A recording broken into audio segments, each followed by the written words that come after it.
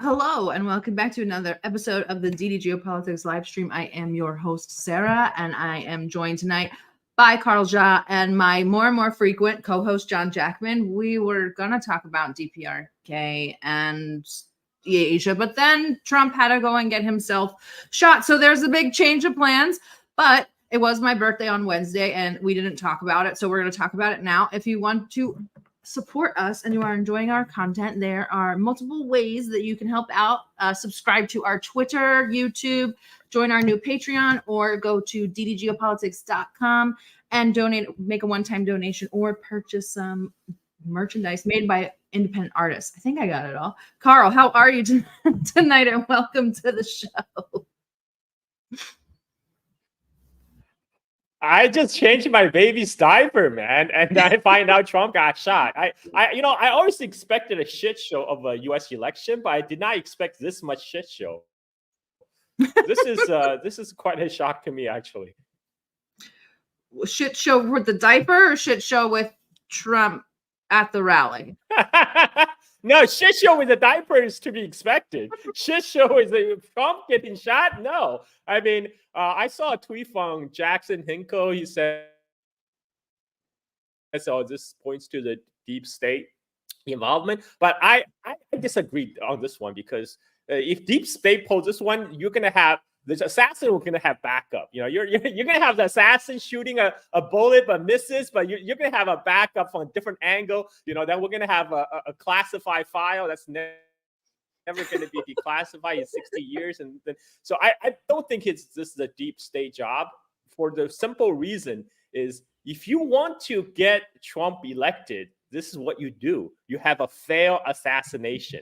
I mean, this playbook, I've seen this playbook before, because this happened to the Taiwan election 20 years ago. Back then, the pro-independence Taiwan presidential candidate, he was trailing behind in polls, and then there was a surprising assassination 2 days before the election, and he was shot. He was actually, the bullet didn't miss. He was shot. He was sent to the hospital, and the sympathy vote for him just skyrocketed, and so he miraculously recovered, made a complete recovery 2 days later to proclaim the election victory. So I mean, that's a very sus. And you know, if you want to get Trump elected, this is what you do.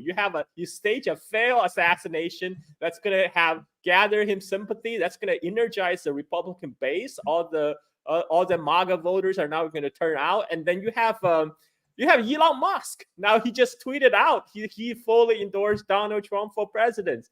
And so this is all the chips are down now. And a Democrat's I don't see how Biden is gonna win this one, because he's already losing a lot of his support from the Democratic base. He's not going to win Muslim vote in Michigan, Michigan being the battleground vote.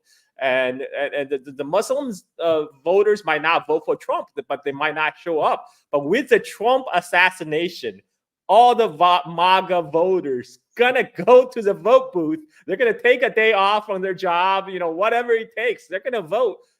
I mean, Trump is baked in at this point. This is my take. John, before we show the video, do you want to give us any initial thoughts? Yeah, I mean, this was definitely a surprise today. I'm not that surprised that we're seeing political violence in this election cycle, but just the way it played out, I think, was surprising. Carl, I completely agree that it looks like Trump's victory in November is all but guaranteed at this point. I mean, the pictures alone will live for decades, centuries to come. And, this plays right into Trump's hands, like you said. But, the way this played out was really our timeline shifted based on an inch.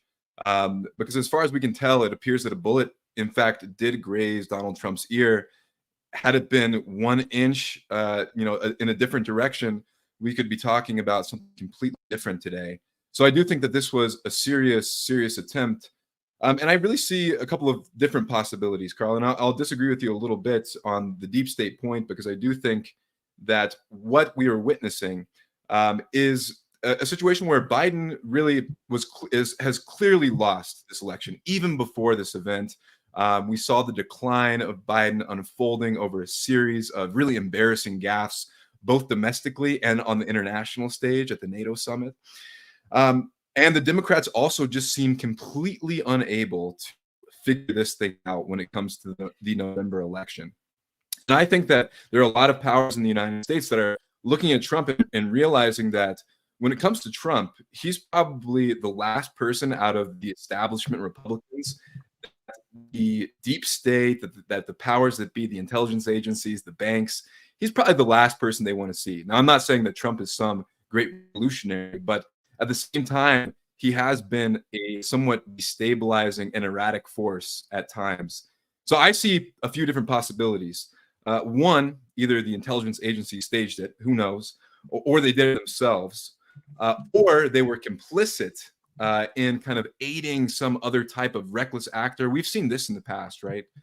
Using these kinds of political radicals to do some of the dirty work for them and kind of setting the stage to allow that to even be possible, whether it's having kind of the lax security. One of the things that we saw before we get into the video is that the Trump team actually requested additional security and were denied by the Department of Homeland Security. So I think that's a very important and interesting fact.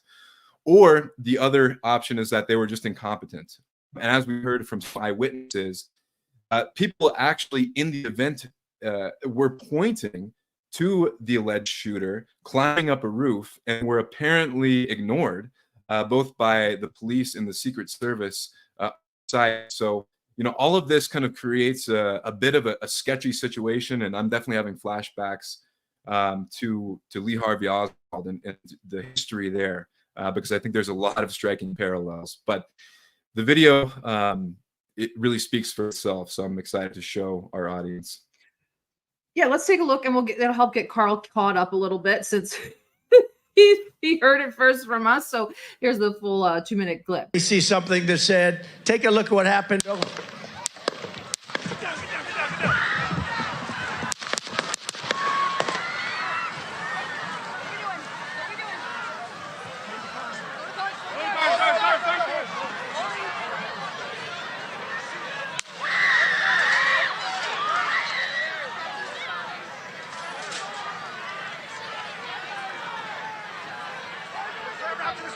Moving his spear. Hold. When you're ready. On you.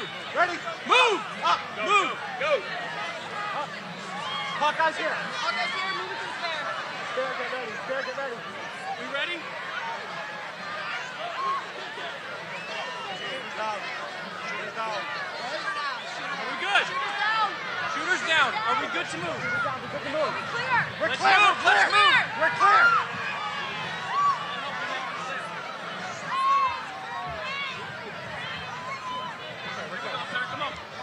Let me get my shoes.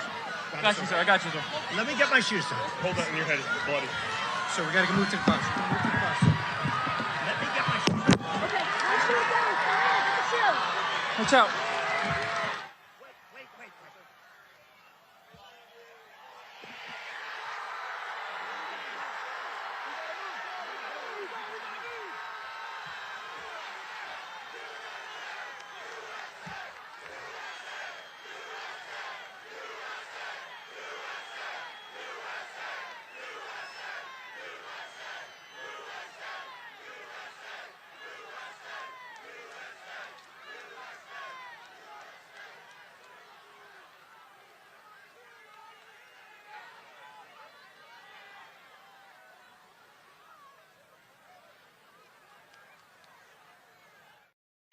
And here's a picture, I think, from the photographer from I don't want to say the New York Times, but here's a picture of the bullet whizzing by Trump's head.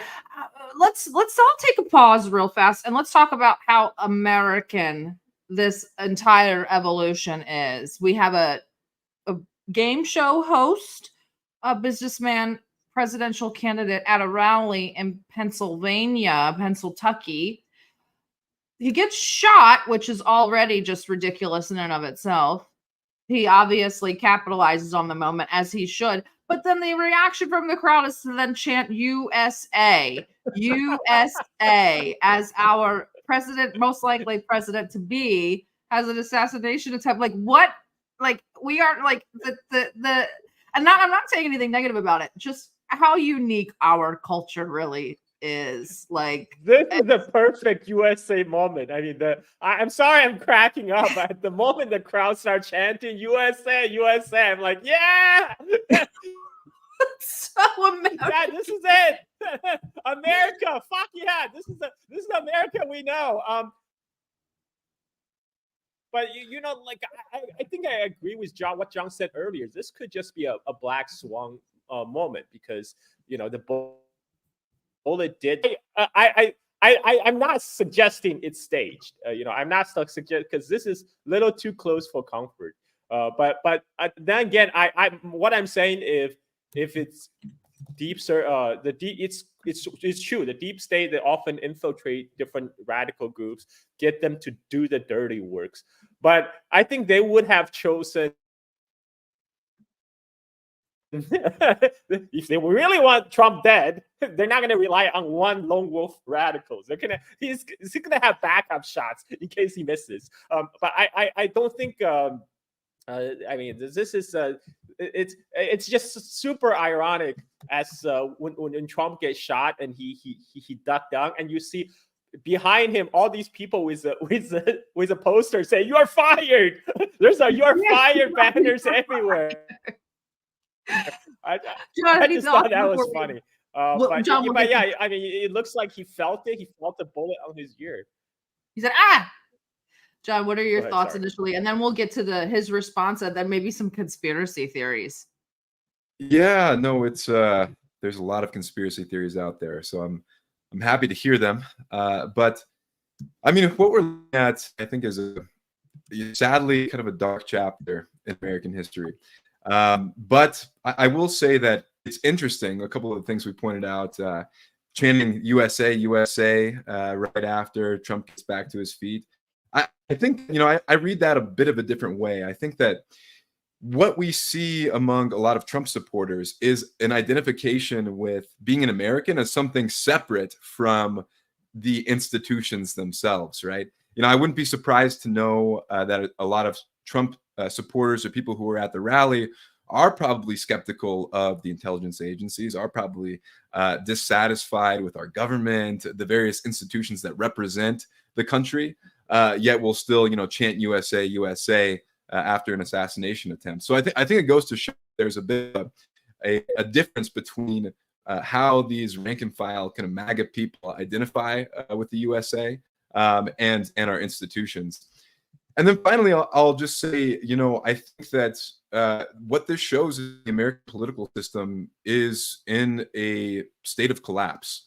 And that was kind of my initial thoughts when I saw this play out. Of course, you know, political violence is never indicative of a healthy society. I think we can all say that confidently. And what we can also see is that this descent into violence, whether it was, you know, the deep state directly provoking it or not, we can see a heightened culture of political violence in this country that comes from some of the basis elements, the material foundations in this country, which have been eroding, which have been creating more and more of a sense of lack of civic culture and community, more and more a sense of political frustration. And now we're kind of getting to a boiling point. And I think that this is the situation that the system has led us into. You know, was kind of the inevitable fate of the American political system in some respects. And it shows once again how the status quo has been shaken. There have been so many monumental events over the last 3 years. You had Russia's SMO, you had the events of October 7th. Now I think that this event today, the attempted assassination on Trump, stands right alongside those as kind of seminal events of the 2020s. So I want to read Trump's reply, and then we'll maybe watch a few more videos, and we'll talk about what conspiracy theories were first put forth. So here's Trump's reply on his, I guess it's Truth Social, right? I want to thank the United States Secret Service and all of law enforcement for the rapid response on the shooting that just took place in Butler, Pennsylvania. Most importantly, I want to extend my condolences to the family of the person at the rally who was killed, and also to the family of another person that was badly injured. It is incredible that such an act can take place in our country. Nothing is known at this time about the shooter, who is now dead. I was shot with a bullet that pierced the upper part of my right ear. I knew immediately that something was wrong in that. I heard a whizzing sound, shots, and immediately felt the bullet ripping through the skin. Much bleeding took place, so I realized then what was happening. God bless America. Interesting thing to say after describing how you just got shot by an American. God bless America, but that's neither here nor there. Initial conspiracy theories, you're going to love this, Carl. Chinese national shooting at Donald Trump. Now, why are we doing a COVID revenge? Are we doing a little why would Chinese national prefer Biden? I mean, what the people, a lot of the people in the MAGA camp, they think, oh, okay, anybody who's against Trump is communist, and China is communist. You know, China is bankrolling all these anti-Trump movement. Why would China care? By Trump, Biden, it's all the same. You know, Trump is the one who started all the sanctioning on China in his presidency, and Biden doubled down. So pox on both houses, you know, from Chinese perspectives. It's like, who cares? And what would be different though for China? China know what to expect with Biden. Because Biden is basically already set in stone in his policy toward China. He's doubling down on the Chinese sanctions. Whereas Trump, as we all know, is a destabilizing force to the American deep state structure because he's unpredictable. You never know what Trump might do. And Trump, being a businessman, he see everything as transactional. So he can actually conceivably to make a deal with China on the Taiwan issue. This is what a lot of the actually American national security elites are afraid of. During the first Trump presidency, they're really worried that Trump is going to trade Taiwan to China for stable U.S.-China ties. And so for China's perspective, they're just wait and see. You know, Xi Jinping right now, he has the best policy: do nothing and win. I mean, like, why does he need to send a shooter to kill Trump? It's like, that's ridiculous. This is only the American psyche. You know, they're projecting what normally happens to America into other countries, into other peoples. But yeah, this is a purely very American event. You know, even I mean, I can see why people were yelling USA, USA, and why Trump says God bless America, because a lot of the dissatisfaction, you know, a lot of the sentiment driving the Trump MAGA movement is a dissatisfaction with the establishment. They see the establishment as corrupt, as degenerate. You know, Zhang was being very, very diplomatic. You know, you say like, oh, there's a breakdown. There's degeneracy. We can't just say degeneracy. The American establishment is degenerate. It starts from the top. You know, you have Epstein, you know, and who is involved with all the you know who, and then you have it just trickle down. That's a real trickle down economics. You know, all the degeneracy trickle down from the top, and now this country needs change. And this is what I think a lot of the Trump supporters are misguided, but there's a real reason for the support Trump is receiving, because people are sick and tired of the current establishment, which is so totally disconnected from people. You know, you have a zombie president who is Joe Biden, who half the time doesn't know what he's saying, and the people. Did you see that NATO summit where he says the president of Ukraine, Putin, and the people are clapping? You know. People are clapping, like no matter what comes out of Biden's mouth, people will be clapping. This is a fucking stage shit show, and people are tuning in to watching this. They see what's happening. They don't want the charade to continue. This is why they saw Trump as their best hope to restore America, to restore America to a place they feel America. Okay, I just got the internet issue. So sorry to cut. Well, you off, Sarah. I just need to rant for a little bit. Go ahead. Sorry. But I'm going to play another Your video. answer appreciated. I'm going to throw the next conspiracy theory at John to debunk because this is, I think he'll appreciate this one. But I had to give you the Chinese one. So here is another bystander witness giving his account of what happened. Honor, that's exactly where I heard him come from. What did you see, sir? I heard the shots. I thought it was firecrackers to begin with. Somebody over there was screaming, he's been shot, he's been shot. So I made my way over. I said, I'm an emergency department physician. Let me help you. The guy had spun around, was jammed between the benches. He had a headshot here. There was lots of blood, and he had brain matter there. And so I got him. There's a helicopter coming in to get him. I got people there really helpful. I got Was him there only up one on a person bench. shot that you saw? Then I did CPR, did chest compressions as well as I breathed for him. One person. I was the only one that did it. We need to evacuate everybody. So we do have one person that did pass away in addition to the shooter. We are going to talk about who the shooter is because we did just get a little bit better pictures of him besides the one of him dead. So the other conspiracy theory, of course, given the current climate of constant noticing, maybe a little bit too much noticing, Mossad / Hamas responsible for the attempted assassination on Donald Trump. John, would you like to explain to our audience why that's retarded? Well, it is retarded. And I mean, when it comes to the issue of the occupation in Palestine, we know how heightened the feelings are. You know, we understand that when it comes to Israel kind of is the devil. It is. It genuinely is.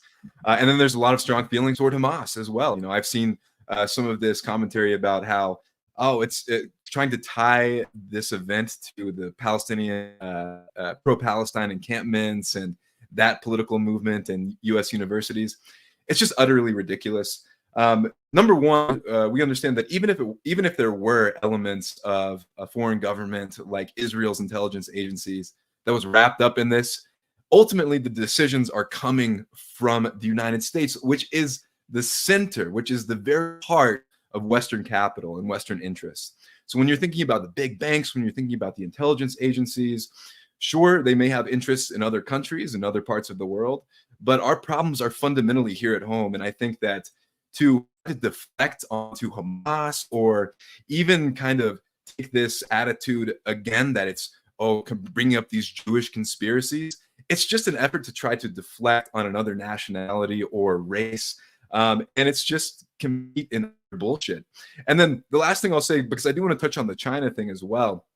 I mean, this comes back again to Lee Harvey Oswald. It's like, you know, you really think Lee Harvey Oswald was, you know, funded by the Russians, a Russian agent, and that the Russians would want someone like LBJ above Kennedy, who is actually seeking peace and trying to hold back the flood of advisors going into Vietnam, for example. And this harkens back to that because, you know, Trump has many problems with him as I have, and I have quite a few. You know, I'm a self-described communist, and I'll wear that proudly. So of course I have problems with Donald Trump.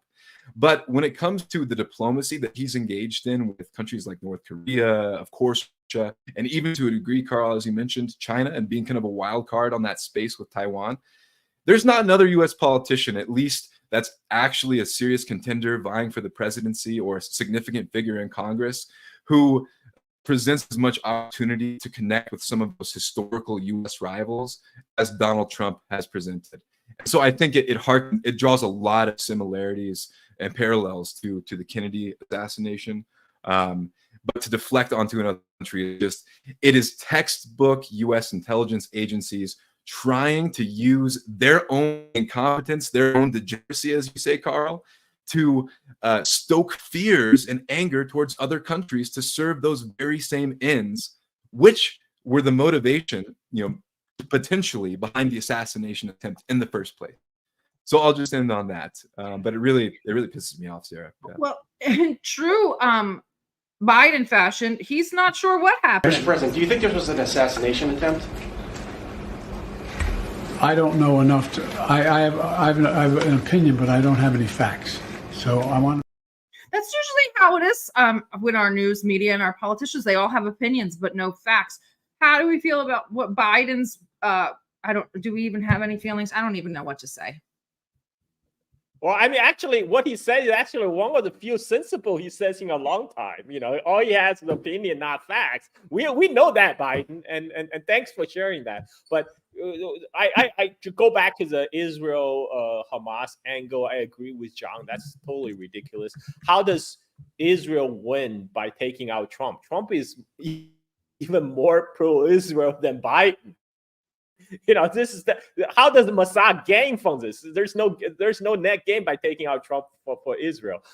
And for Hamas, they're the same. Biden, Trump, they're the same. Biden is presiding over the current genocide right now in Gaza. Biden is fully enabling Israel, despite all the rhetorics to the contrary. So there's no motives for these other actors to intercede in this fashion, whether China, Russia, Mossad, Hamas. And I fully agree with John that this is all about diversion, to redirect, to project what actually happens in America to other countries. The problem here is at home. Problem is in the USA. I mean, this is why Trump is getting a lot of support, because he's actually capitalizing on that. He's capitalizing on the fact that a lot of people recognize there's a problem. Whereas the Democrat establishment is symbolized by Biden is saying, oh, everything is fine. Everything is hunky-dory. Look, under my term, we achieved the Goldilocks economy, and the employment numbers look great. Never mind, we totally cooked the books. This number means nothing, but everything looks great. You should keep voting for me. But that you can fool some people some of the time, but you cannot fool all the people all the time. Well, we did have spoiler alert, shocker, it's not a Chinese national, and he doesn't appear Arab either. He actually looks like your typical I can't show the one with his head shot off, but he's white. He's a white guy. No other updates. He looks to have a very pronounced forehead and he's not good looking. He looks like all right, he's an incel. He's obviously an incel. He's an incel. It's an incel. Yep. So why would an incel want to shoot Donald Trump? I thought that the incels like Donald Trump. I can't. This is why we don't cover American politics. I have no idea. Nothing makes any sense. I mean, they're weaponizing the incels, Sarah. Yeah, I agree. Everybody's weaponized incel. Everything is cashing in on the incels. The whole Jordan Peterson thing. It's a problem. That's another problem with America. People need to go meet some women. Go meet some girls that make your life. When you are too busy changing diapers, you're not going to go out shooting Donald Trump. That's what I'm saying. Well, I have my alibi. I have my alibi, my son, and plus I'm living by. I do want to give it to John a little bit, because what this looks like is it could be one of those kind of dirtbag leftists that are carrying this weird torch of we're doing the fascist thing again, as if what we're doing right now is an actual fascism. So we're doing if you elect Trump, we will definitely fall into fascism. I don't know how that happens. I don't know how you go below zero, but the guy is clearly a white dude. They're going to paint him as a leftist. How do we get the authentic left, the auth left, people like us, the authoritarian left? How do we distance ourselves appropriately from this? Because I don't want to shoot Donald Trump. I don't even want to shoot Joe Biden. I don't want to shoot.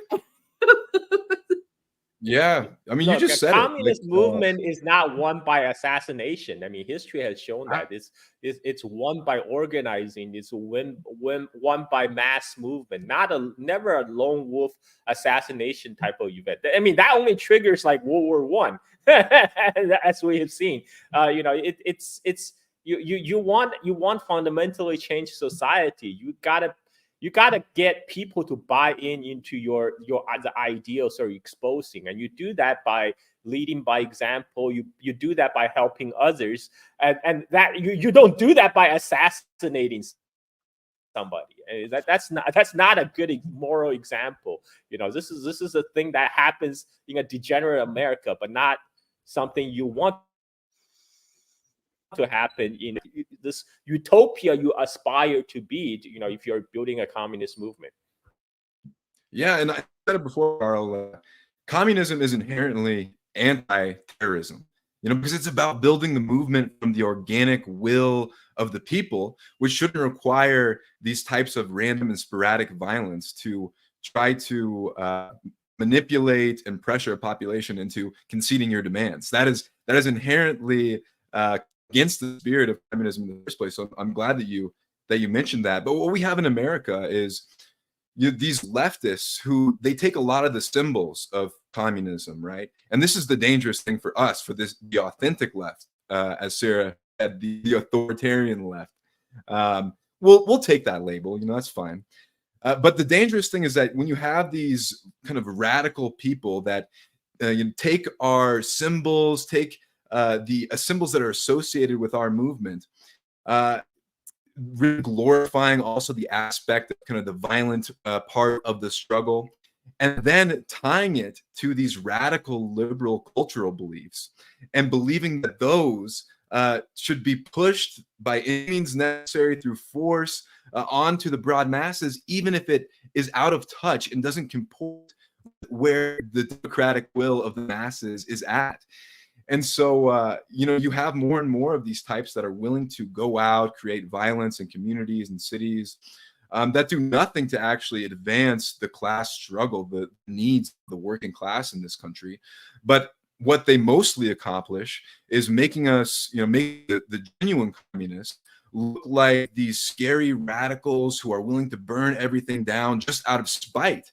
And that's not what we're about at all. So yeah, I think that we have to make sure that we really condemn violence. Shouldn't either in the spirit like the Democrats are doing right now, which is so inauthentic and bullshit. When you see people like Nancy Pelosi or AOC saying, "Oh, prayers to Trump, prayers to Trump." Meanwhile, these are some of the same people that have been kind of pushing the rhetoric that MAGA people are inherently racist and so on and so on. But what we need is an analysis and a condemnation of this from a real standpoint of looking at history, trying to determine what some of the material motivations might be, which we've kind of tried to get to a little bit already tonight, and condemning the forces in this country that are spurring the political violence, that are creating an environment where we're seeing more and more of this. So that's all I'll add on that piece. I want to, before we do, we're going to pivot to the NATO summit to bring a little bit more levity to this. I do want to just make a note that it was an act of violence, and we don't condone any acts of violence on anyone. And our heartfelt condolences to the people that were injured, and especially to the person that was killed and to their loved ones. I also think it's counterproductive trying to defend your opposition, like, these guys are not associated with us or whatever, because a lot of the people on the right in America, the word communism almost lose meaning. People call AOC a communist. That's ridiculous. They call Joe Biden a communist. It's like, what does a communist mean at this point? So they will, no matter how you disassociate with these not jobs, they will still, accuse these crazy assassins as communists or whatever. Basically, it's like calling people Nazis. If somebody they don't like, they will call them communists or Nazis. This is how lingo I'm for some reason. Okay, but yeah, this is I think it's better to elucidate our own position, which you are rightly said, Sarah. We don't condone violence. People, assassination is not the way to go to change the court. To change society. It may change course of history, but it's not the way to go to change society. And if John, you are a true leftist, that's not what you stand for. Political assassination, etc. John, before we move on to the NATO summit, anything, John? I don't think I have too much to add beyond what Carl said. We definitely have to condemn political violence and just make sure that when it comes to the movement of communists and leftists in this country, that we protect the integrity of what we stand for. And so, yeah, it means calling out these leftists as more a different side of the same coin as these right radicals and white supremacists, right? These cultural ideologues who are willing to fight the culture wars on any grounds, whether that means dividing and separating the American people. And I think that last thing I'll say is that, you'll see a lot of talk and chatter about a civil war, right? We've already seen a lot of this discussion in 2020 through the current Biden administration.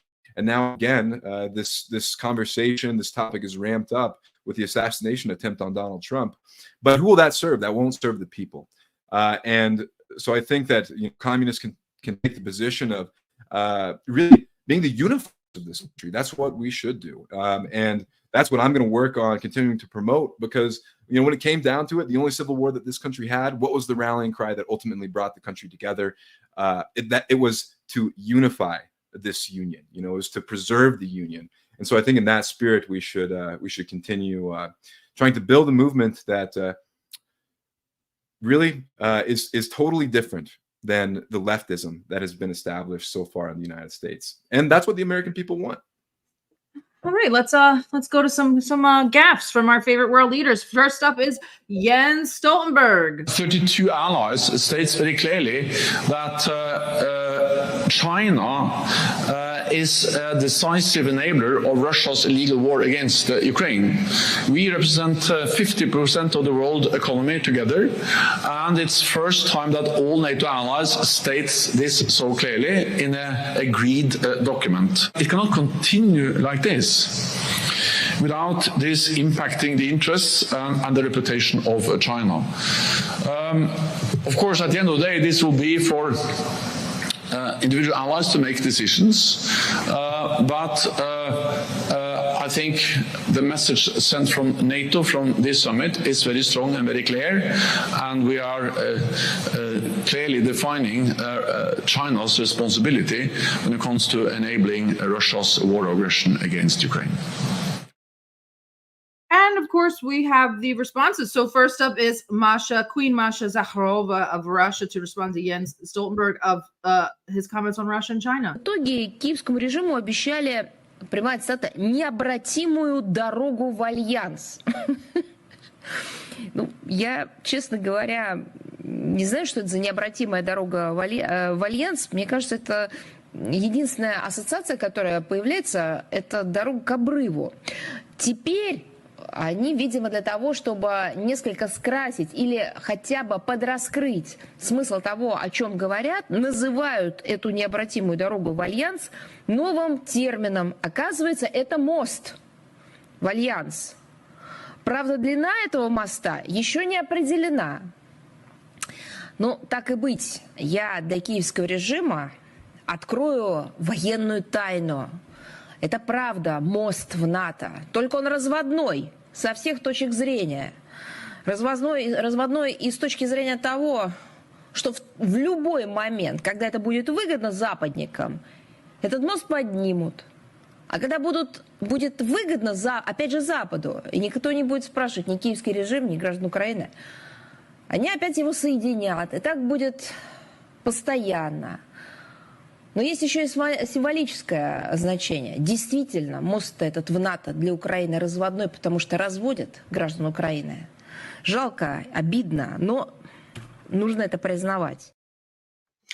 And I do want to play China's response, and then we'll just talk about them all together. So, one of my favorite foreign ministers. 我们坚决反对美方在没有任何证据的情况下，持续散布所谓中国支持俄罗斯国防工业的虚假信息，对美方有关的错误言论表示强烈不满和坚决反对。乌克兰危机爆发之初，美方就造谣中国向俄提供军事支持，但弃未给出任何实质性的证据。连美军的负责人也坦诚，中国并未在冲突中向俄提供军事援助。事实上，有数据显示，俄罗斯进口武器零部件和两用物项超过60%来自美西方。被乌克兰摧毁的俄方装备95%的关键零部件也来自西方。And so it goes on and on and on about their relations with Russia. So Masha's response, I think, said everything that we needed to say. There's apologies for the translation, but we didn't do that, or I didn't do that translation. Masha talking about the bridge to NATO and an irreversible road. What are we thinking about this? Well, first of all, I like to respond what Stoltenberg said about China. I mean, hello, Mr. Stoltenberg. China is a decisive enabler to the entire world because that means China is producing for everyone, including NATO countries. And you know, what China and Russia has is a normal trade relationship. You know, China do not directly supply Russia with weapons, unlike NATO countries and the United States, who is supplying billions of dollars worth of weapons, ballistic missiles, and even F-16s by now to Ukraine. So China, China is actually arguably a neutral party to this conflict. China, like the Chinese foreign minister said, we did not start the Ukraine conflict, nor are we party to this conflict. And this we categorically reject all these claims to the contrary. And what does it mean by making Ukraine a part of NATO? That means that the whole Article 5 or you know, Article 8, whatever, it became meaningless. If the whole point of NATO is any member country of NATO get invaded, then it revokes the mutual defense of all the other countries must declare war. Well, are they ready for that step? Are they ready to fight Russia directly for Ukraine? No, of course not. That's never the plan. The whole plan is to dangle NATO membership in front of Ukraine, and in the meanwhile to try to keep the conflict contained in Ukraine. So it's a proxy war for the West to bleed the Russians using Ukrainians. Using the Ukrainians men as human sacrifice, essentially, in this conflict. And that has been the whole point. They're never serious about treating Ukraine as a full-fledged NATO member. And it's never about helping Ukraine, because if they want to help Ukraine, they wouldn't have stopped the peace negotiation back in March 2022, which would have ended the war. And the whole point is to drag Russia into a quagmire situation. So, I mean, at this point, we all know all these Stoltenberg, all these NATO bureaucrats, they're just spokesperson for Washington anyway. What countries in North Atlantic does China threaten the security of? This is preposterous. Now they're trying to bring NATO, trying to insert NATO into Asia. You know, they're now saying NATO and Japan is tacitly a NATO partner. You know, why are they bringing North Atlantic to the Pacific? It's because they want to do U.S. betting. It's the U.S. strategic geopolitical priority to contain China in East Asia. So it needs to, but United States realize it cannot do it alone, because China is a much bigger economy, much more powerful for U.S. to take on. So U.S. need to loop in all its vassal states, including the ones in Europe, to come to South China Sea. But at this point, they're just NATO, U.S., the U.S. empire structure is so overstretched. It's deeply involved in the Ukraine war. It's getting dragged into the Middle East in the Gaza conflict. It's failing miserably in so-called Operation Guardian in the Red Sea against Yemeni forces. And now you want to start another conflict with China in South China Sea and Taiwan? Are you fucking kidding me? I mean, this is the whole point is increasing tensions. You know, by talking up the tensions, you drive up the profits of the military-industrial complex, and it allows this transnational security elite in Europe and in US to continually derive to get grift the whole system, all the taxpayers' money. That's the whole point. This is like Assange said. the Afghan war wasn't about winning Afghan war. The whole point of Afghan war is to direct all the taxpayers' money from Europe, from America, into the pockets of this transnational security elite. They're trying to expand this scope of racket dramatically with the Ukraine war and with the coming conflict with China. And it's the precipice is really what the so-called NATO leaders are leading these countries into right now. It's against the European common interest. It's against the interest of average working Americans. Sorry, I had to get off. No, it's great. And isn't it just the hypocrisy just shocking? I mean, it really boggles the mind if you think about it. Because what NATO and the United States has really defined is that if you're neutral, if you are trying to stay out of direct conflict, or if you're not willing to tie your future and your fate directly to the United States and NATO, then you are effectively our enemy, right? So they define these countries that are taking a stance of neutrality as their enemy. And then what is the effect? It's kind of a self-fulfilling prophecy in that way. And then the other impact is that it pushes the countries that want neutral and productive cooperation together. It's like, it reminds me if you have, a schoolyard bully who's used to having all of the kids follow him around, then picks a fight with an upstart. And then there's a couple of kids that say, we're not going to get in the middle of this fight. And then the bully says, okay, you're my enemy too. I'm going to attack you too. And so, of course, then there will be a confluence of interests come together of people who try and overthrow that bully. And it's just a fact that for the last 75 years, that bully has been NATO. That bully has been the United States, thinking that it can continue to expand this military alliance, the relic of the Soviet Union, to impart its control over the entire world. And now just, like you said, it's crazy that this alliance is expanding into the Pacific, right?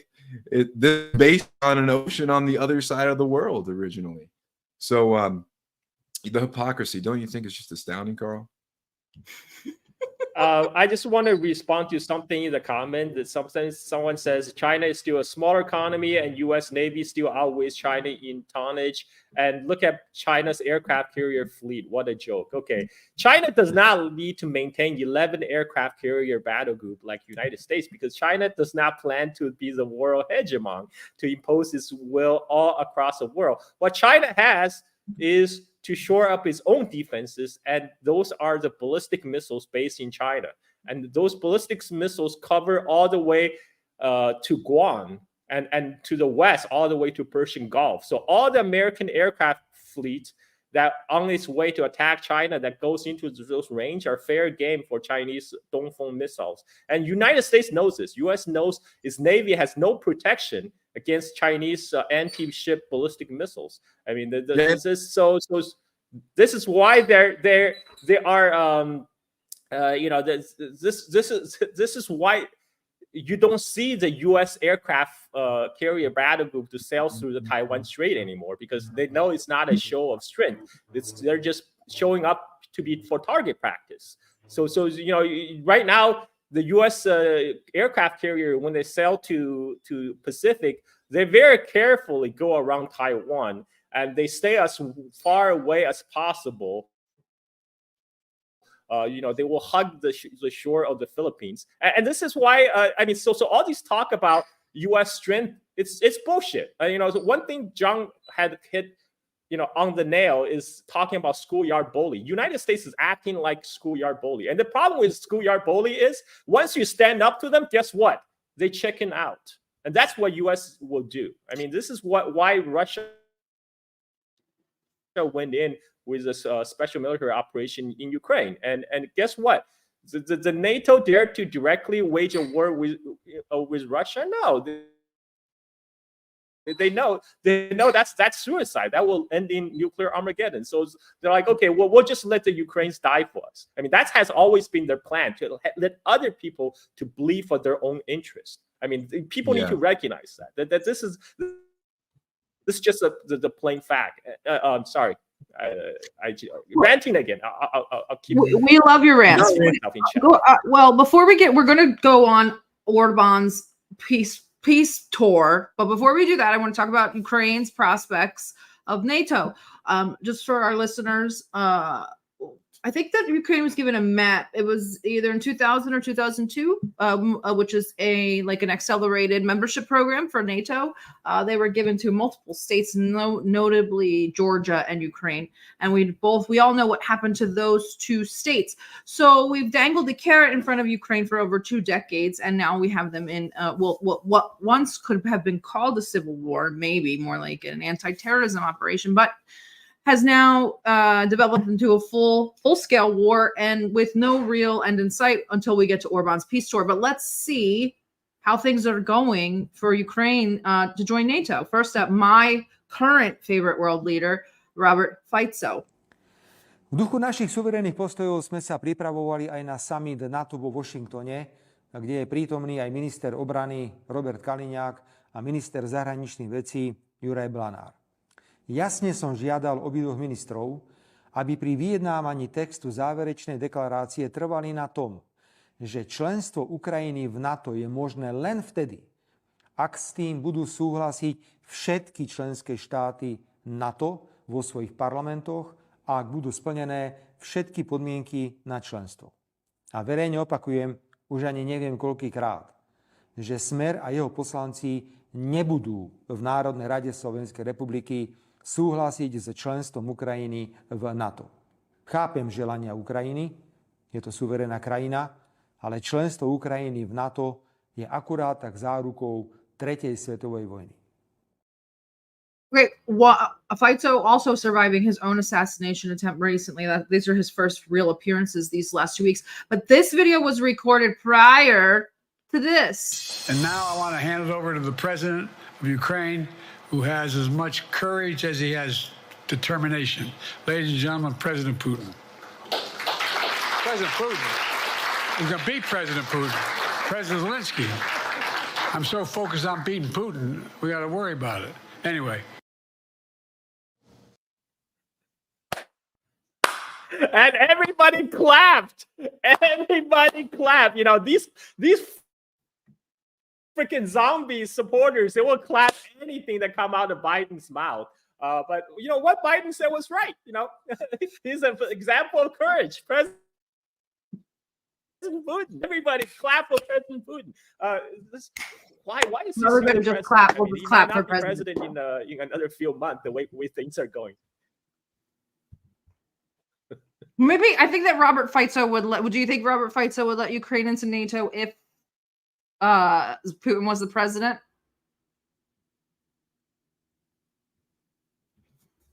Most likely. I think you're both just shocked at how incredibly and then we'll just do one more Biden gap before we visit other adult in the room. Go for it. This is one more Biden blooper before we go to the other adult in the room, Viktor Orban, but I have to show you this because this was my favorite. What concerns do you have about Vice President Harris's ability to beat Donald Trump if she were at the top of the ticket?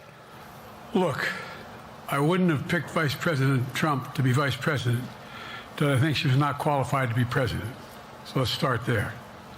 Number one. Donald Trump is now a trans woman, possibly African American, and serving as the vice president of the United States. Well, Joe Biden. Well, Mr. Biden did say he himself is the first black woman there. I mean, maybe we should just vote for Biden to keep the comedy going. We've had a lot of first black presidents. We had Bill Clinton was our first black president, and then we had our first black president, Obama, and then I think they took away his black card. So Joe Biden. Yeah, the Libya bombing, I think, did that.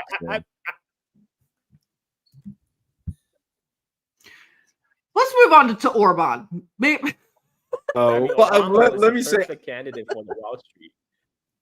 Yeah, that's definitely true. But what I will say about all of these gaffes is he really has his quote enemies on his mind a lot, and I do think that there's a little bit of a little bit of these psychological influences coming in. He's probably been told, especially when it comes to Putin, that behind the scenes, they're probably like, look, Putin is extremely competent. You have to step it up, Biden. And he's firmly aware that the people of the world see Putin as a competent and strong leader. And so as he's introducing Zelensky and saying all of these great qualities he has, he's probably actually thinking of Putin. But well, an actual adult doing adult things, Orban visiting China for a peace plan. Because the war is not coming from the sky. The war is a result of decision of definite persons, So therefore, we have to find those leaders of the world. Hungary is not among them, for obvious reasons. Whose decision will decide peace or war? Ukraine is one, Russia also, because finally, at the end of the day, they will make the decision. But very important, what is the approach of China, United States, and European Union? China has a peace plan. America runs a war policy. And Europe, instead of having our autonomous strategical approach and position, we are simply copying the American position. So, sorry to say, but Europe has a war policy as well. So my target is first to understand how we could change the position of those elements, those pillars of this situation, their thinking and approach from war to the peace. If China, United States, and Europe would like to have a peace, it's far easier for the Ukrainians and the Russians to find a solution how to stop fighting, how to save lives, how to negotiate and find a durable solution. So Orban doing a pretty intense world tour and then ending up in USA, which we'll touch on. But I want to focus on him going to China. What are Hungary's relations with China, and what did this trip signify just for Hungary and China before even getting to the peace talks? Well, I mean, I think Orban understands the role China can play in the peace initiative, because he calls this his peace mission, right? He went to Kiev, he went to Moscow, he went to China, and he was very explicit. He said China has a peace plan, U.S. has a war policy, and all these stooges in Europe, they just blindly follow the U.S. policy to the cliff. And Orban is one of the true national leaders in Europe at this point. He's actually representing national interests of Hungary, where he's elected. Unlike people like von der Leyen or Baerbock, they're just being voice of Washington. They're Washington's spokeswomen in Europe, Hungary has no security. It faced no security interest, no security threat from China, just like every other European nation. What interest Hungary does is economic cooperation with China. So China is actually building one of China's largest electric vehicle maker, BYD, is actually building one of the biggest factory in Europe, in Hungary. And this is because Hungary is one of the friendlier European nations toward China. This is why they're getting massive Chinese investment, because Hungary is also a member of EU and NATO, right? This is also allowed the Chinese product to penetrating the EU market by producing locally, producing in Hungary. And in neighbor Serbia, they're also building batteries and components for the electric cars. Hungary and Serbia both being both countries friendly to China. But the difference between Hungary and Serbia is Hungary is a member of EU and NATO, right? So China is very strategic in cultivating their ties with Hungary. They realize Hungary is their bridgehead to penetrating the European market, and also hopefully by example to show that what Chinese investment can bring for the common people in Europe. John, thoughts? I think this is one of the few cases in Europe where you actually have a leader who is devoted to the interests of his country. As Carl mentioned, we're seeing the expansion of the Shanghai Cooperation Organization, BRICS, And the future for those who are willing to see it and willing to live in reality is in the global majority. It's in the people of the East, it's in the people of Eurasia, South America, Africa, and so on. And I think that we can't miss the significance of these words. You know, at the same time as NATO leaders are calling China a destabilizing force, which is enabling the Russian special military operation in Ukraine, you have Orban saying the exact opposite.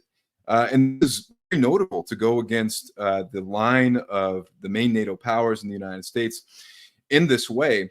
And then I also think that it's important to note some of the other diplomatic maneuvers that Orban engaged in over the course of the past week, where he visited Trump in Mar-a-Lago.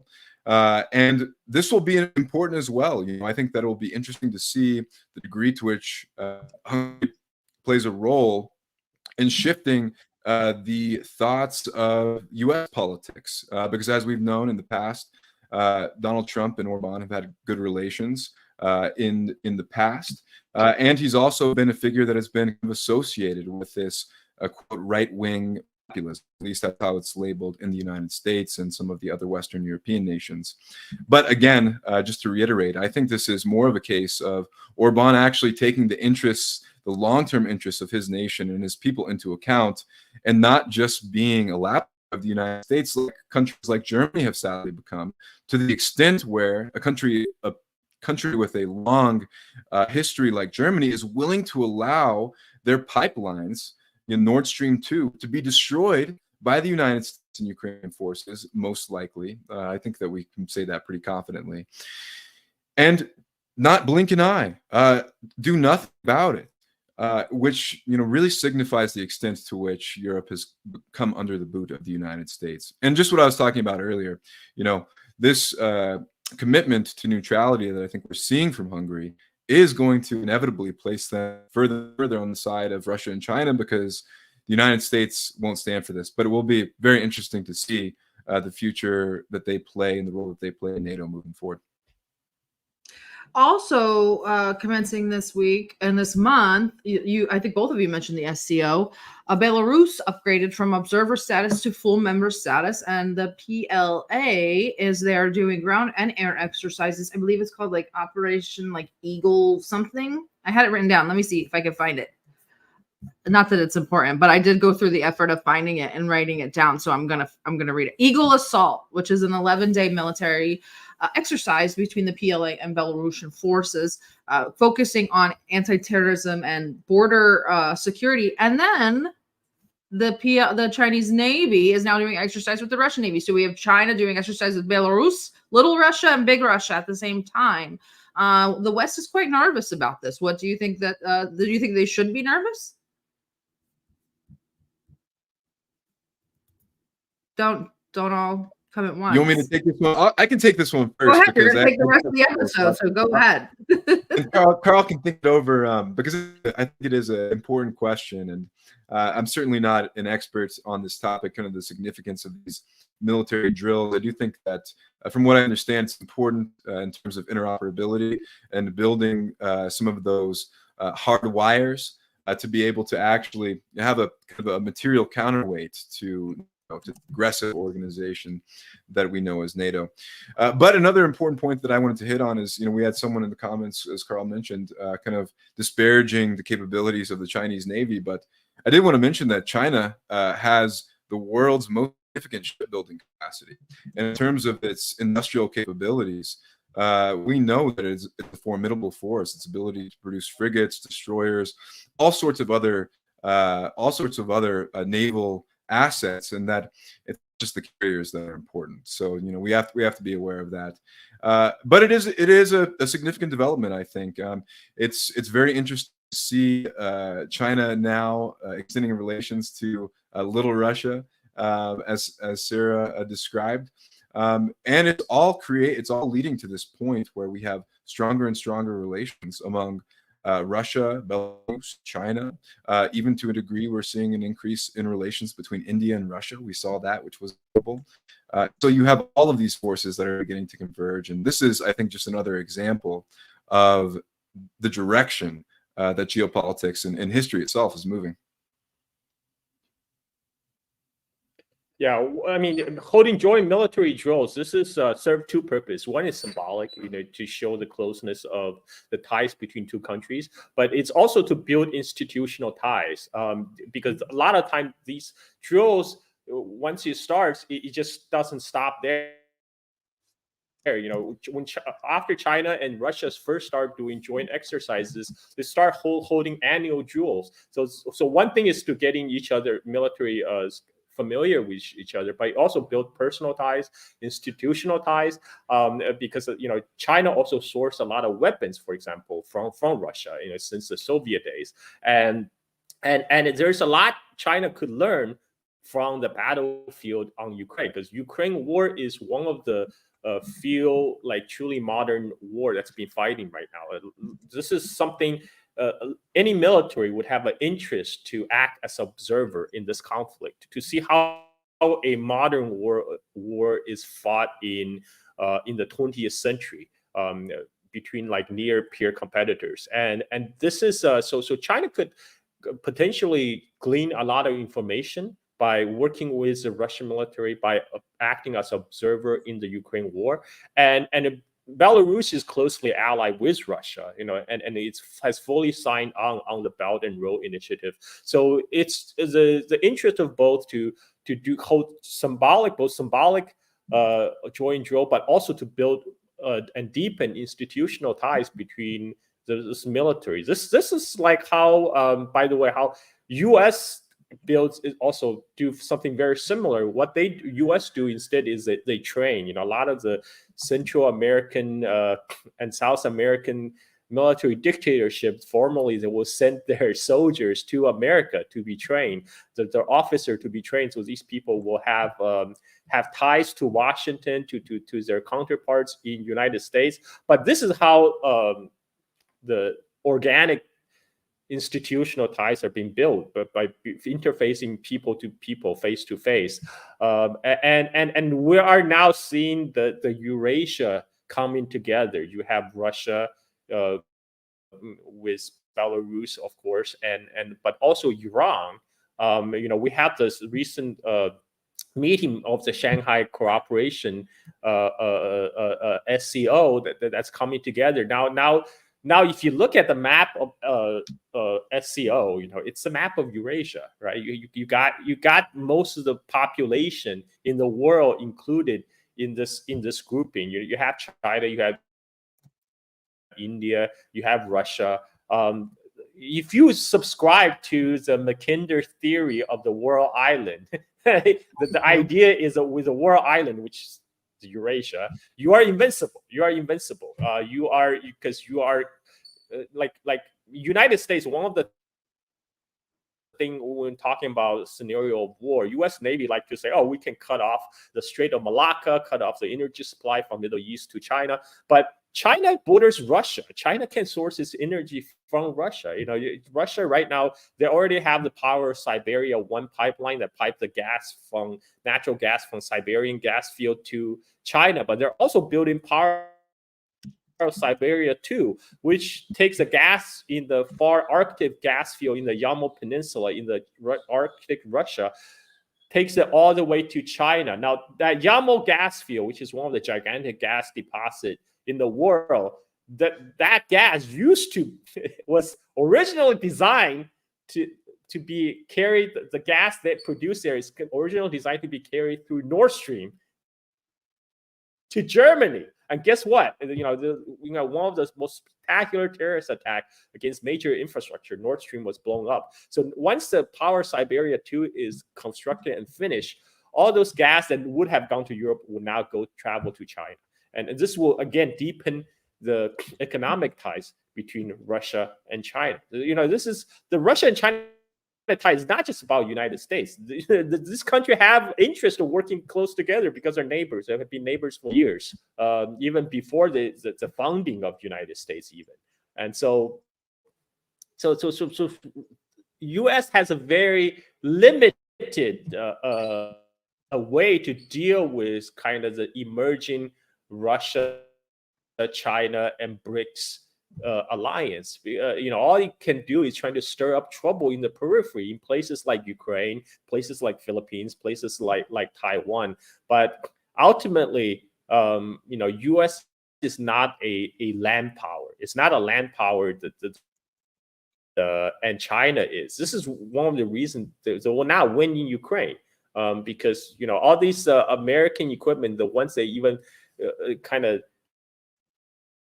given piecemeal to Ukraine, they're not going to change anything. Like they will never give them significant numbers to change the outcome in the battlefield. Like I said, NATO's purpose was never to actually help Ukraine. It's to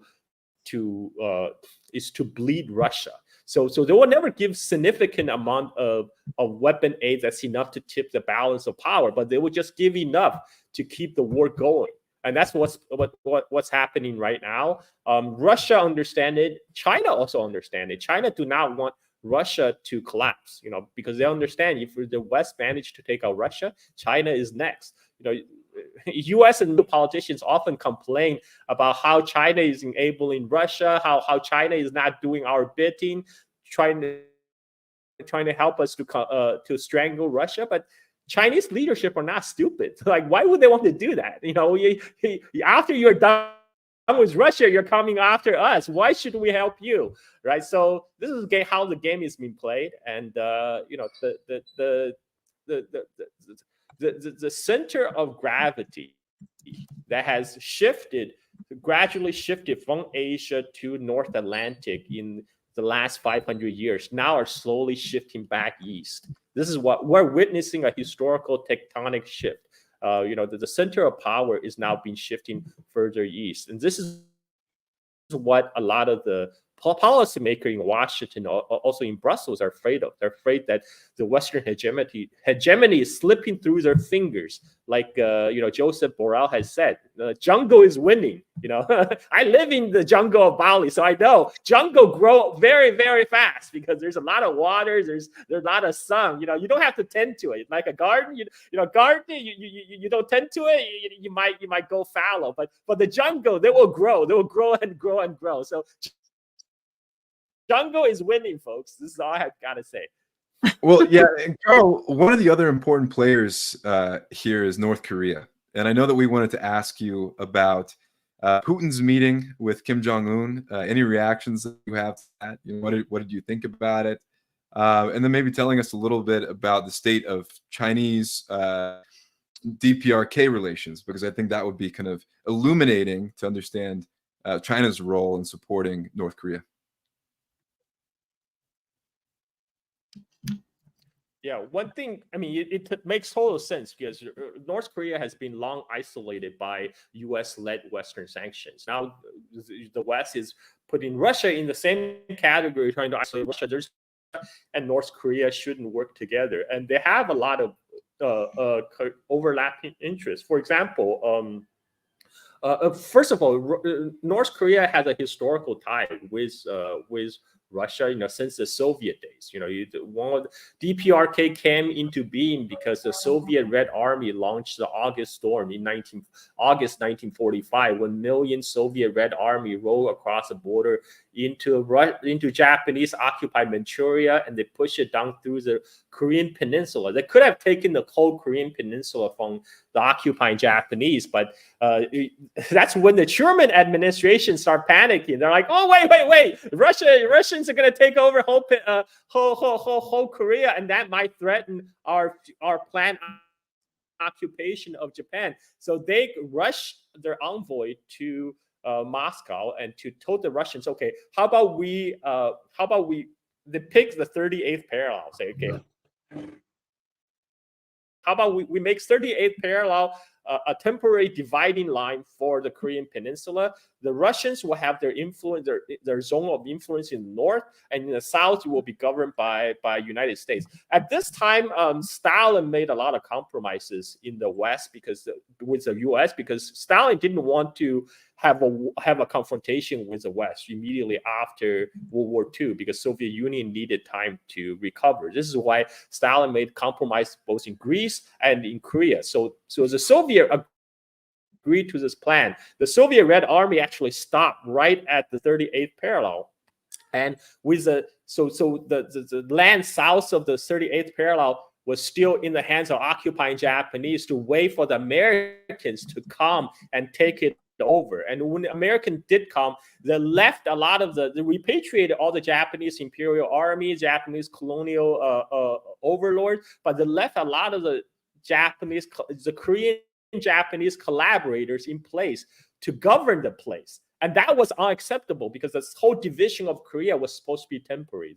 Like the Soviet zone, U.S. zone was supposed to be a temporary thing after the war, and then Korea was supposed to have a unified government. So a lot of the leftists in Korea at the time, they had expected like liberation. What they saw instead was, okay, the Japanese left, but why all the collaborators were left in place of the government?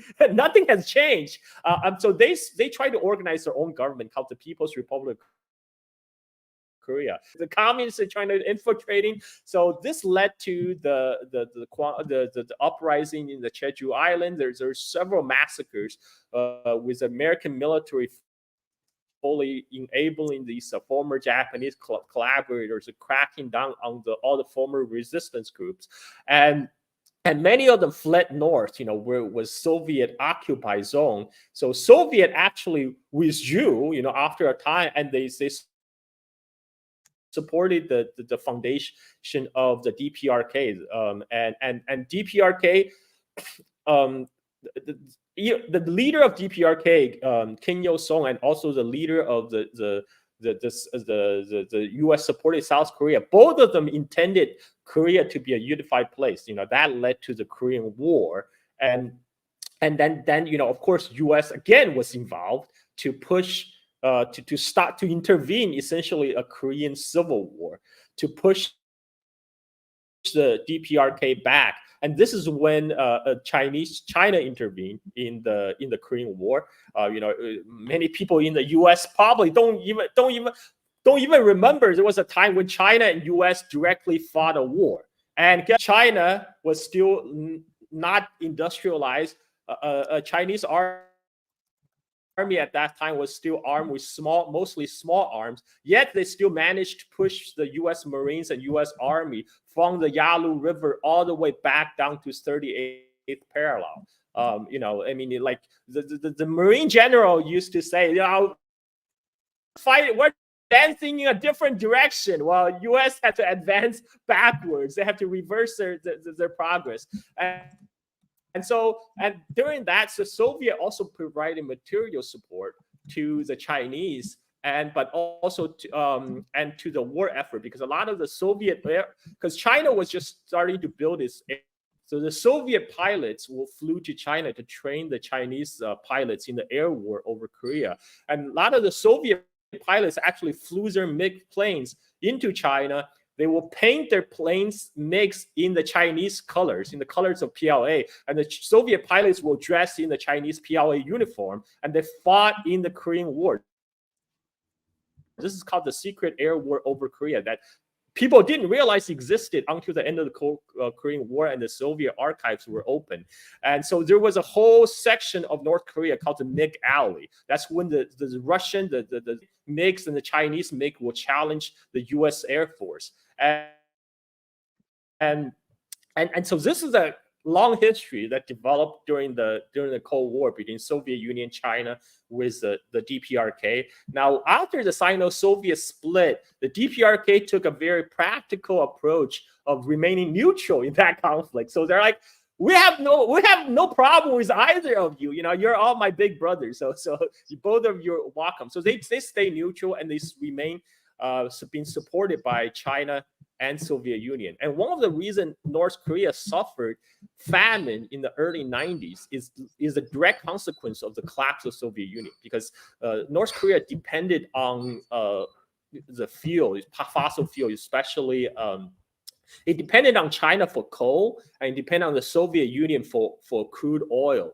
But after the collapse of the Soviet Union, they're getting cut off from the former market of Soviet Union, and their tractors is left without fuel. Their farm equipment doesn't have fuel, and that partially, majorly contributed to the resulting famine in North Korea in the early 90s. I mean, Cuba also faced a tough time after Soviet collapse because formerly they will export sugar to Soviet Union.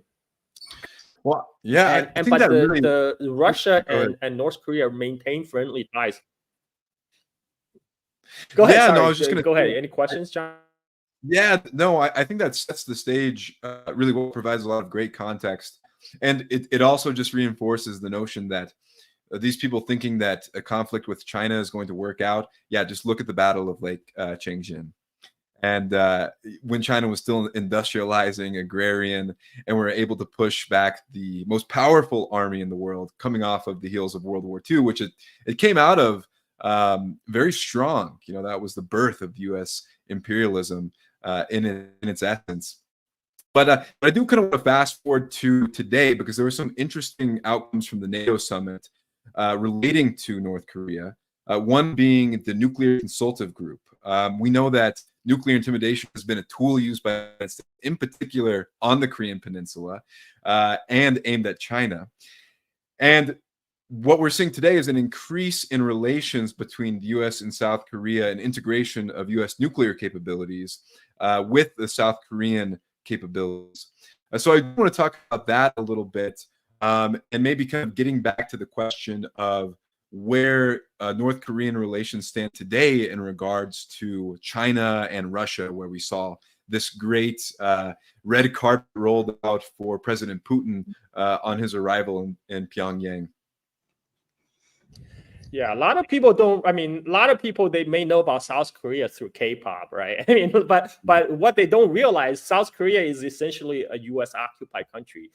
In times of war, South Korean military will be placed under direct command of the U.S. general in Korea. A lot of people probably don't even know that. You know, the United States will assume direct command of South Korean military in times of war, and the United States still maintains tens of thousands of troops in South Korea today. You know, like this is 70 years after the end of Korean War,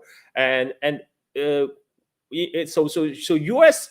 led this economic strangulation of North Korea for a long time. I mean, after Cold War, it's kind of hard to justify. One of the justification they use then is the development of nuclear weapons in North Korea. Now North Korea fully understand, you know, the nuclear weapon is ultimate guarantee of peace, because look at all the countries that were giving up nuclear development. I'm talking about Libya under Gaddafi and Saddam. Both these countries were convinced by U.S. to giving up their nuclear program.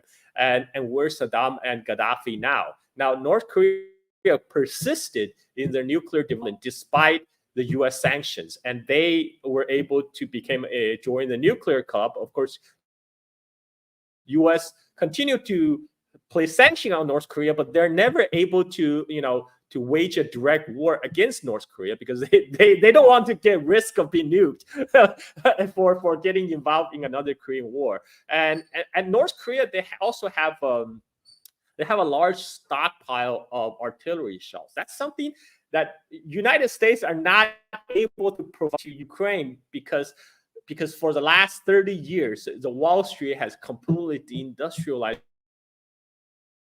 United States. The U.S. today is unable to provide enough 155 millimeter artillery shells to Ukraine. And another reason is also by design, because the whole military industrial complex runs on grift, and the top brass of Pentagon, they will get more kickback if they go for the big ticket, expensive weapon platform like F-35s. You know, what a boondoggle that is. And battery shells, because they're cheap, so they don't make money. So there's less opportunity for corruption. So they like, screw the artillery shells. Let's put our money on F-35. So this is why U.S. and NATO can't even supply enough artillery shells to Ukraine. But Russia side, they also could use more artillery shells. You know, China cannot directly supply Russia with artillery shells because China said, we're neutral, we're not supplying military equipment. So this is where North Korea comes in. North Korea actually have a large stockpile of artillery shells, because North Korea has been prepared for 50 years after the end of Korean War for another conflict to break out. So they have all these artillery shells just sitting in the warehouses, they're not being used. And now this makes the perfect it makes a perfect area for cooperation between Russia and North Korea, and also Russia can help North Korea with, for example, their nuclear reactors, because one of the things we talk about is North Korea is energy poor. It depends on China and Russia for energy import, with oil and coal.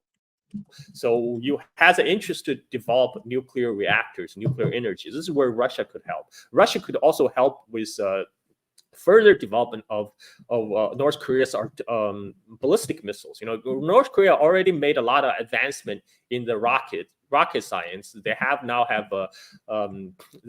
they have delivery capability for their nukes, all over Japan, reach as far as Alaska. But they now, with Russian help, they can actually strike continental United States as a nuclear deterrent. So this is an area for on top of the existing friendly relations with Russia and North Korea. Now there's an additional channel for cooperation, and since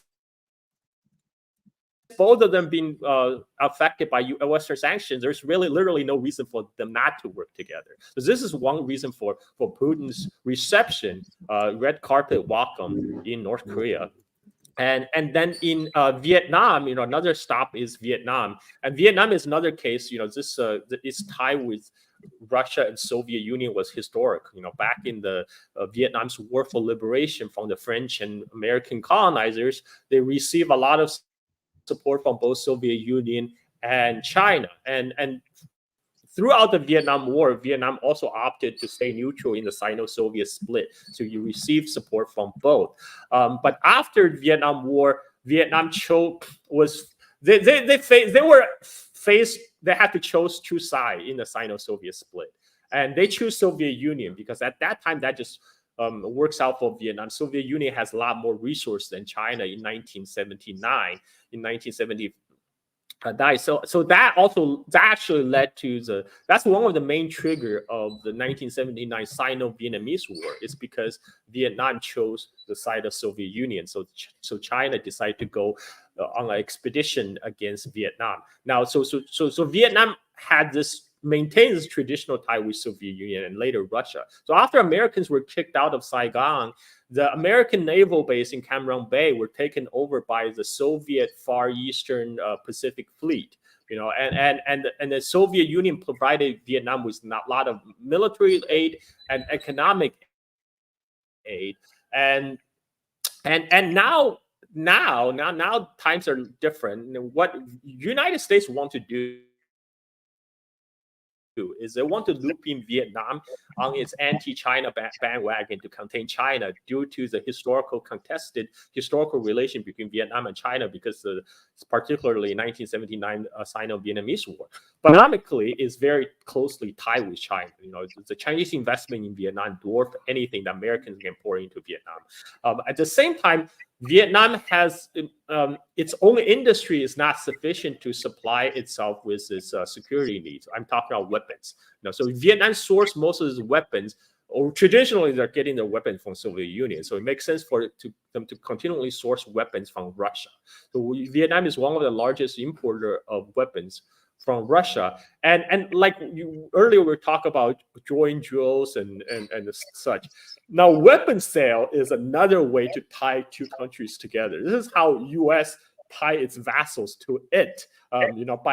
By selling weapons to a lot of to Colombia, for example, to its American vassals. Because once you sell weapons, you need maintenance. You need people who are trained. So these people are sent to United States to train to how to fly F-16s.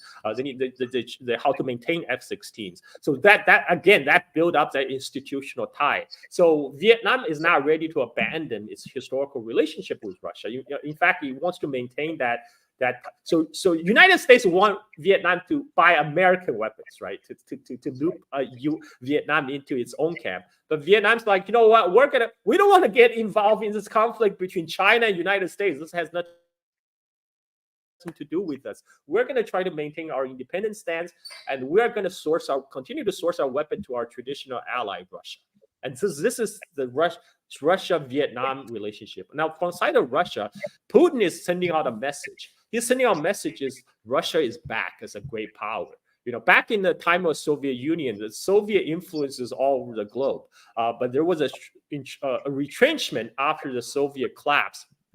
And also, then that got reversed in 2015 when Russia got involved in the Syrian war. And when Putin sent out Russian Air Force to Syria to fight the jihadists funded by NATO and US to unseat Assad, and this was Putin put his foot down. Russia is back, and during the Cold War, Soviet Union on many instances, they made compromise with United States. They backed down, but because they didn't want to get into a direct confrontation with US. But what Putin is saying is like, we're back, and this time we're not backing down. We're not going to let you support these jihadists to unseat Assad, the legitimate government of Syria. And so Russian military base is back in Syria. Russian fleet now is coming back to Vietnam. It's showing Russia is back in Asia. Russia is back in Korea. Russia is back in Vietnam. Russia is fully back as a great power in the new multipolar world. This is no longer a unipolar moment for the U.S. hyperpower. That era is over. So this is my take. Any question, comments? Feel free. Yeah. Well, one more question I have for you, Carl, is I want to know a little bit about South Korea, because as we know, South Korea, like the United States, actually has also seen political degeneracy, recent political violence. We're seeing its economy begin to languish. We know that for a long time, South Korea was promoted, especially in the late 90s, as one of the 4 Asian tigers of Hong Kong, Singapore, Taiwan, and South Korea really being the bolster, holding that together. But we've seen this kind of degradation of the South Korean economy. We've seen a number of strikes occur. We saw some major strikes at Samsung, one of the top employers within South Korea. So I'm curious about how the economic trajectory of South Korea factors into these heightened tensions and this increased propaganda that we're also seeing directed against North Korea by the United States and the West. Well, South Korea is facing the same problem that's plaguing a lot of the developed world. I mean, this is a result of liberal capitalism, basically. This is a result of liberal economics and free market capitalism. So South Korea. But South Korea is a different stage of development, say, from United States. When U.S. deindustrialized in 1970s, a lot of the factories first moved to South Korea. South Korea was one of the recipients of the U.S. offshore of manufacturing. But South Korea also they themselves build up in industrial base. In contradiction to the U.S. economic advisors back in 1960s. At that time, the U.S. economic advisor training Harvard went to South Korea to advise the South Korean dictator and told him that comparative advantage in a free market system means South Korea should concentrate on capitalizing on a cheap labor force. So it should produce like textile, like shoes, clothes, stuff like that. But at that time, the South Korean dictator looked at what's going on in North Korea, going on in what's a communist country. He's like, no, I want South Korea to have a steel industry. I want to concentrate. So he contradicted the U.S. advisors to build to pull up the South Korean resources to actually have an industrial policy to build the South Korean steel industry. Now, the U.S. advisors at that time said, "You're crazy. Why are you going to build steel industry for? Like South Korea is a rural country. Who is going to consume all your steel?" But guess what happened when South Korean built their steel industry? That led to the car industry. That led to like a lot of the Korean restaurants in the United States. If you go, you will notice they use metal spoons. They use steel spoons. This thing actually started after 1960s because the South Korean dictator said, we got to support our domestic steel industry. So now everybody gonna use metal spoons. And so South Korea, like unlike other East Asian countries, they use metal chopsticks, they use metal spoons, and all the bowls are made from stainless steel. This is what the result of the South Korea industrial policy. But it was a major success because instead of making shoes, South Korea, they also made steel, and then they brought in branch into car making and shipbuilding. U.S. shipped all its shipbuilding to East Asia. So today, the guy's talking about primacy of U.S. Navy. Today, China has 200 times the shipbuilding capability of the United States. Now, I didn't say that. Pentagon report said that 200 times. Think about that. And there's another, and U.S. being able to help its own naval buildup against China. Guess what they do? They go to Japan and South Korea, because that's where all the U.S. shipbuilding capability went when Wall Street deindustrialized. And the only reason that happened in South Korea is because the South Korean dictator at the time, he went against advice of U.S. economic advisor to build a steel industry. So that allowed the South Korean car industry and shipbuilding industry. So today, most of the world's ship are building either in China, South Korea, or Japan. But they're facing they're facing the same problem of at the advanced stage of capitalism. Is because the capitals always chase for the highest return, right? And so, but South Korea, they have a very strong union movement because they still actually have a manufacturing sector. So their unions still have. So South Korea have a two-party system, but they have a the South Korean left is more left than, say, U.S. left. Because the so-called U.S. left, what we call left in U.S. is really liberals. Democrats, they're not left, they're liberals, right? In South Korea, they have a true left because they still have manufacturing, they still have factories, they're still making stuff, but they're also starting to facing the same issues. So one of the thing is now China is advancing the tech tree. For example, the South Korean cars almost disappear from the Chinese market because China are switching to electric cars, and also a lot of this is one of the problems that South Korea is facing internally is the economic transition. They're just at another stage from the industrialization in the United States, in that they still have industries, but they're also now they're at a point where some of their core industry no longer competitive against versus China. Other than outside of Samsung, Samsung they still lead in cell phone, but and the semiconductors. But outside these core areas, there are many other sectors that are losing their competitive edge. So this is one of the problem. And degeneracy that just comes with the free market capitalism, man.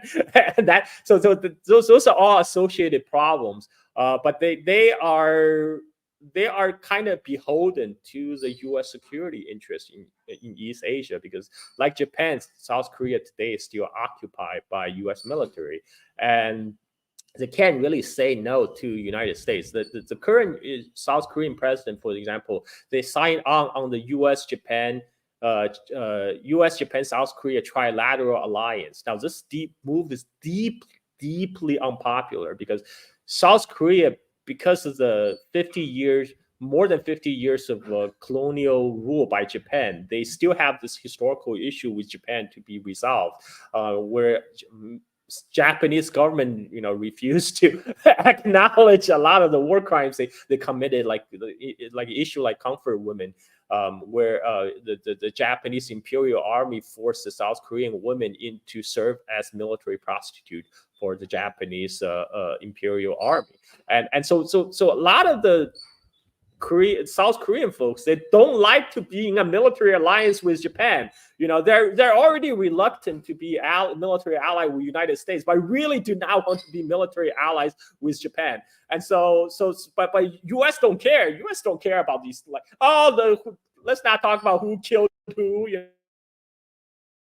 This is about my crusade against China. This is about containing China. You guys need to put your differences aside and work together, so we can all contain China together, right? So this is what U.S. is working with, and this is where and South Korea. A lot of people in South Korea also want to have more friendly relationship with Korea, and because they feel like we're still one nation, one people. We're just artificially divided. A lot of people still have families, across the border.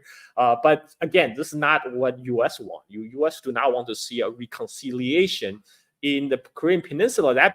Because that will take away mainly the U.S. troops in Korea for the U.S. occupation of Korea. Because the whole purpose of U.S. occupation of Korea, supposedly, the reason is we're defending against North Korea, right? But if North Korea and South Korea made up, then why is U.S. troops still there? But who knows? Maybe in case of German unification already happened. U.S. troops are still in Germany. U.S. still maintain military base in Germany. I was in Germany in 2001. I worked in Hamburg for 6 months, and I was talking with a taxi cab driver. I'm doing the Thomas Friedman style of journalism right now. I'm kidding. So the taxi driver, I was here. I'm like, why all the songs on radio are in English? And the taxi cab driver said, we're just a colony of United States. We don't have anything of our own anymore. All the popular songs are in English. They still have troops on our soil. I was like, well, you're right. Yeah, you got a point there. So yeah, I tend to go off tangent a lot. So stop me anytime. Well, we're gonna have to stop you because the producer's falling asleep, and it's been an hour and 45 minutes. Man, we've covered a crazy amount of ground if you think about it. We started through it all. Belarus to China to North Korea, all around the world. And Carl, thank you so much for coming on. Let's read some super chats. So we'll read the ones that apply to you guys, and then we'll read all of the worship for me.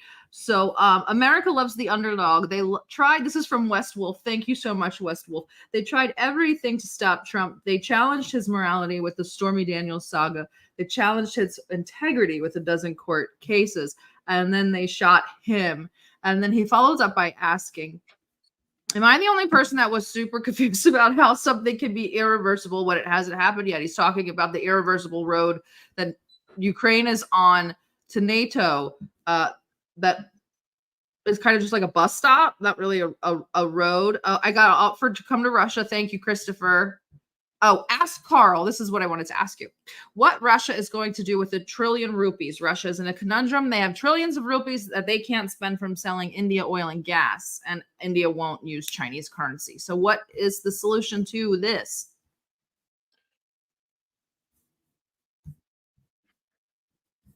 Yeah, this is one of the issues that currently face in the bilateral relationship with Russia and India, because India refused to use Chinese yuan to settle their current accounts with Russia, and there's not much Russia could import from India, right? India is still not at the same level of industrialization China is, whereas China is a factory of the world. India mostly export commodities, but Russia itself is a commodity-rich country, right? I mean, like one of the major export of India, for example, is iron ore, low-grade iron ore. But right, what does Russia need low-grade iron ore for? Russia has plenty of ore, and so Russia would prefer another currency where they can exchange for something else. Yuan would be preferred because then Russia can directly sourced from China. I think that's one of the issues that Russia and India need to hammer out, because India is actually the largest purchase of Russian weapons, because India and Russia have maintained their historical friendly ties back from the Cold War. From Cold War into Soviet Union. In fact, in the after the Sino-Soviet split, Soviet Union actually took India's side on the 1962 Sino-Indian war. So India always friendly with Russia, and this is why in the BRICS alliance there's still tension between India and China.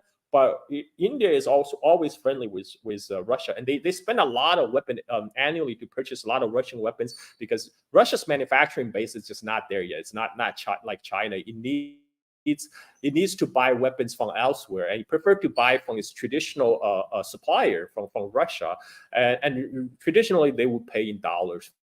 For example, hard currency, dollars or euros.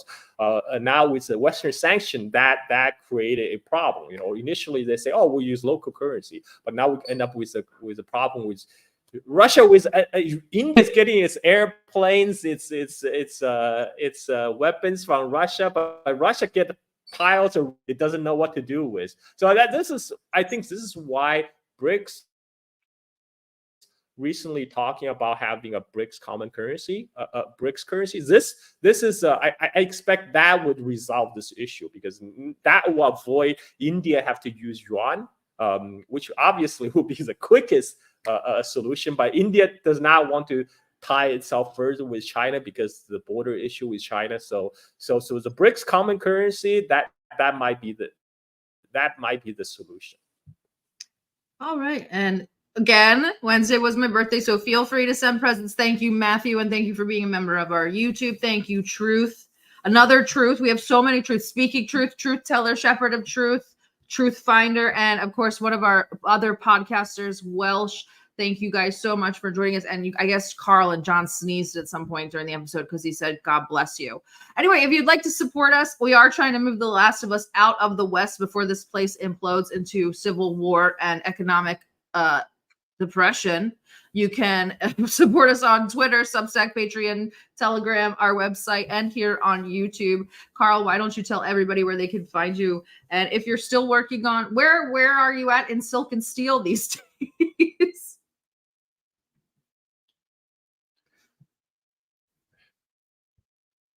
So well, my main job right now is changing diapers, but I do have my own YouTube channel, just Carl Za. I have Carl, and I also have run a podcast, Silk and Steel podcast, which mainly focus on everything China, history, culture, and politics.